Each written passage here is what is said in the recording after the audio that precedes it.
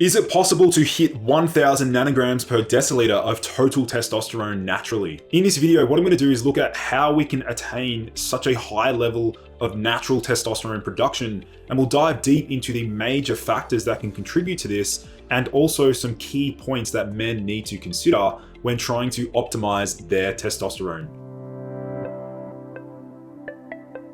So for those of you who are brand new to my channel, my name is Lucas, the founder of Ergogenic Health, and my mission is to bring you the most cutting edge health information that you'll struggle to find on Google. So please do me a favor and like this video and hit subscribe down below to stay up to date with the latest and greatest health research. So is it truly possible to max out your testosterone to near 1000 nanograms per deciliter naturally? Well, that's what we're going to uncover in this video, and we'll dive deep into some of the major drivers behind how men can achieve such a high level of testosterone output. So before we get into this video, I do want to emphasize the crazy changes that have occurred in the reference range of total testosterone. Now, many clinical blood testing facilities and labs are now reducing the normal reference range for total testosterone. Now, this is crazy to think about this, because if we look at it in this sense, we are not the same man that our grandfather was. And it's really interesting to see how over time, the average or the normal reference range for testosterone has actually decreased so dramatically due to the massive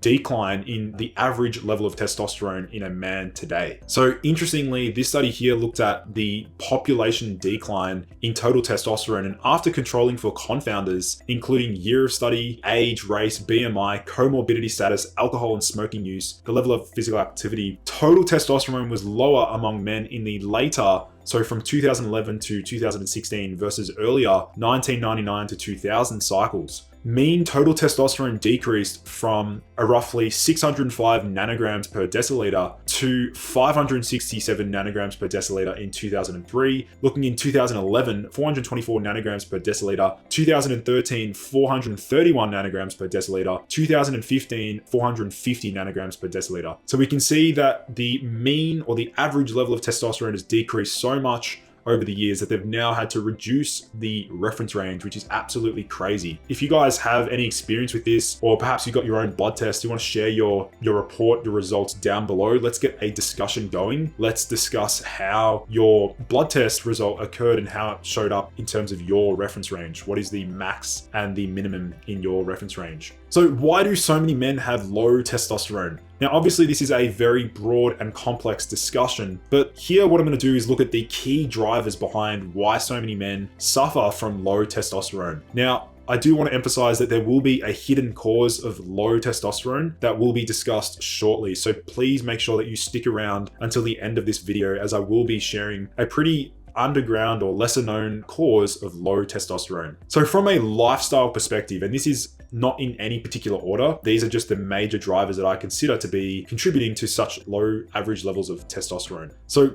looking from a lifestyle perspective, from the nutrition standpoint, I mean, this is quite obvious that, various foods can dramatically affect hormonal output, mitochondrial function, gut health. All of these things are linked. And so nutrition is going to have a massive impact on the quality of your hormonal system. And so what we do know is that, very, very low fat diets are known to lower testosterone. So dropping fat intake massively can lower testosterone. We also know that the opposite is true. Very, very low carbohydrate diets are known to decrease free testosterone by driving up sex hormone binding globulin, or SHBG. In addition, we can see that from an exercise standpoint, exercise is also going to have either a positive or negative effect on testosterone. So we know that ultra endurance training or very intense long duration exercise activities can decrease testosterone by increasing cortisol output. Whereas on the other hand, if we look at very explosive, short duration, high intensity, high power output activities, these have been shown to actually boost testosterone. And then sort of linking back in with the nutrition, various nutrient deficiencies have been shown to lower testosterone. Vitamin D, for example, simply being low in vitamin D is going to have a massive effect on your maximal or your potential for maximal testosterone production. Then if we take a look at obesity, obesity is known to drive up inflammation. You guys should probably know this by now, as it's quite obvious, but obesity can contribute to various disease states, and in addition can increase the activity of the aromatase enzyme, which is actually the enzyme that converts testosterone into estrogen. So by being obese, we're actually converting more of our testosterone into estrogen, and this can have a negative effect in men when in excess. From the environmental perspective, I mean, we know that plastics,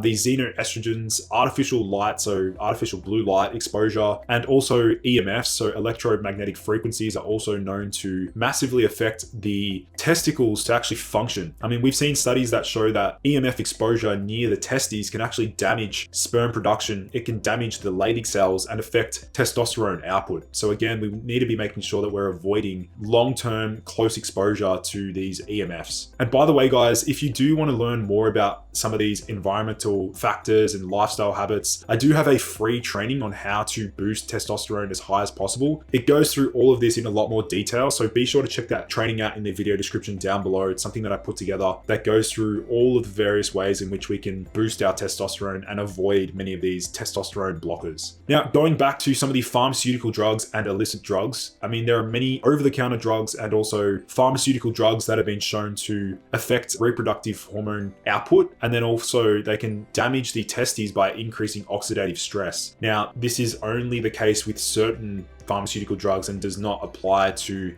all drugs over the counter and as prescription. In addition, we see so many men have low testosterone due to anabolic steroid abuse or not knowing how to use them, and also SARM usage, which is selective androgen receptor modulators, which have been shown to be very suppressive and can lower testosterone production for many, many months after stopping. And then finally, looking at heavy metal toxicity. So various forms of heavy metals such as mercury, arsenic, lead, cadmium. Many of these are known to actually accumulate and saturate in the testes, and they can actually damage sperm production and affect Leydig cell function, which is ultimately going to lead to compromised testosterone production. I'd like to ask you guys a question. Which man in society does not want to have high testosterone? I mean, if you're a productive man in society wanting to build, contribute to the world, wanting deep, meaningful connections and relationships with sheer discipline, sheer willpower, and resilience, I mean, testosterone can fuel all of that. Testosterone is a major driver behind pro-social behaviors. And the guys that claim that they don't need high testosterone, in my opinion, I think that they are simply fooling themselves. And they think that, testosterone doesn't matter or it doesn't really have any effect. But I think we as men need to really emphasize and prioritize this hormone if we want to have the best quality of life. What we also know is that low testosterone is actually associated with an increased risk of all-cause mortality. So there's research showing that low testosterone can increase the risk of various types of diseases. So what does it actually take to hit 1000 nanograms per deciliter of total testosterone production? Now, many of you already have probably seen my blood test results where I was able to get my total testosterone production right near 1000 nanograms per deciliter. And obviously there was a range of things that I did to get it there. But just taking a look at this list here, I mean, number one, we need to make sure that, we're being really strict with your nutrition 90% of the time. So obviously nutrition, as I alluded to previously, is going to impact the way in which your body prioritizes energy. If you're fueling your body with the right nutrients and, you're achieving your daily intake of certain macronutrients and you're not in a caloric deficit, which is known to, disrupt testosterone production, things like addressing nutrition needs to be a first and foremost priority for guys that really care about boosting their testosterone. In addition, men need to be prioritizing sleep, and I mean high quality deep sleep. I've covered tons of videos on my channel looking at various sleep hacks and ways in which we can boost sleep. Even on my Instagram page, there's different ways in which we can boost sleep. But I think ideally we're looking for at least 7.5 hours or 7.5 hours ideally if you're lifting weights or doing some sort of heavy strength training. In addition, I believe it also requires men to utilize advanced supplementation protocols.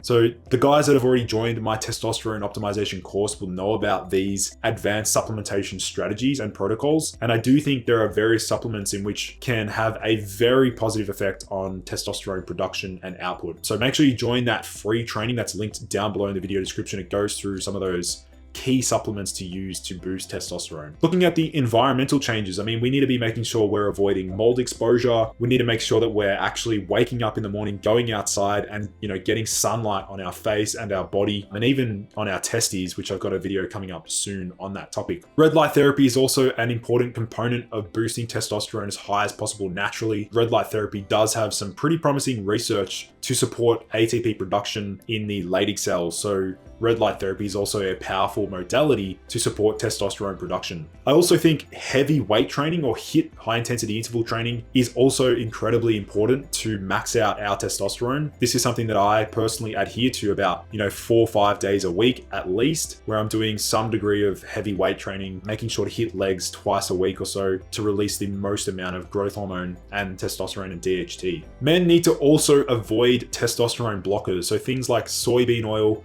safflower oil, sunflower oil, canola oil, and also like fluoride and things like that. These are things that can massively affect testosterone production, and they need to be avoided by men. And then finally, we have the icing of your balls. I mean, many of you on this channel are probably regularly icing by now, but if you're not already icing your balls, make sure that you're incorporating this into your routine, as this has been shown to preserve fertility and assist with testosterone output. And then finally, looking at the grand picture and the overall picture, we need to also ensure that we're optimizing the other hormones in the body. So not just focusing on testosterone, but also thyroid hormone. So T4, T3, reverse T3, TSH. We also need to consider prolactin. Prolactin can interfere with testosterone production, and then also dopamine. So dopamine production and output can assist with testosterone production as well. So as I mentioned, there was going to be a hidden cause of low testosterone, and that is a varicocele or a varicocele. Now we can see here what a varicocele actually is. So we can see here in